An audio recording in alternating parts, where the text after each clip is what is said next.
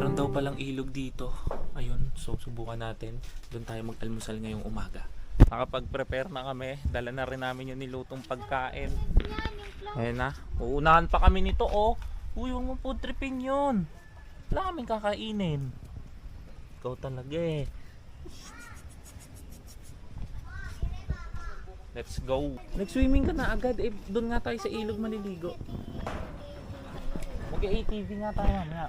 Ayan, kung mapapansin nyo, medyo yellowish yung tubig dahil ang tubig raw dito ay galing sa balon. Pero pwede maliguan, no, Clint?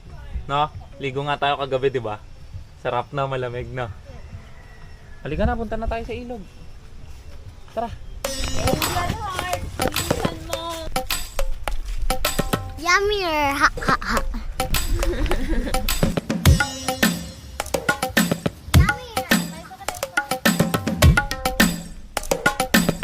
Ito yung napapanaginipan ko dahil naliligaw sa